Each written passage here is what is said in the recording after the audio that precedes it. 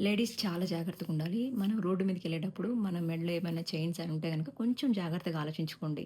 ఇప్పుడు దొంగలేంటి chain snatching బాగా చేస్తున్నారనమాట. మనం సింగిల్‌గా ఉండడం గమనించి అది లాక్కోబోవడం. వాడు లాక్కెళ్ళేదే చూస్తాడు. తర్వాత మన ప్రాణాలకి ఏమన్నా అయితుందని ఆలోచించడనమాట. కొంచెం మనం చుట్టుపక్కల వాతావరణాన్ని గమనించండి. సింగిల్‌గా ఎవరైనా ఉన్నప్పుడు కొంచెం జాగ్రత్త పడడం అట్లా.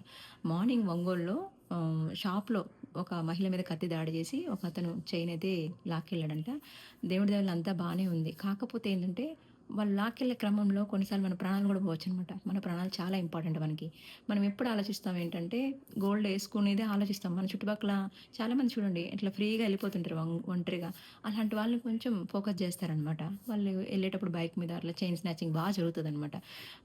చైన్ పోతే పోయింది. ప్రాణాలు పోతాయి ఒక్కోసారి. సో, అలా కాకుండా కొంచెం మీరు మీ చుట్టుపక్కల ఆలోచించుకోండి. ఇప్పుడేంటంటే గోల్డ్ రేట్ ఇంకా పెరిగింది గాబట్టి, ఏముంది మంగళసూత్రం ఉన్నా చాలు వాడికి. మంగళసూత్రం మినిమమ్ 2 తులాలు, 3 తులాలు లేనిది మంగళసూత్రం రాదు ఎగ్జాంపుల్‌కి. సో, వాడు లక్షాధికారి అయిపోతాడు.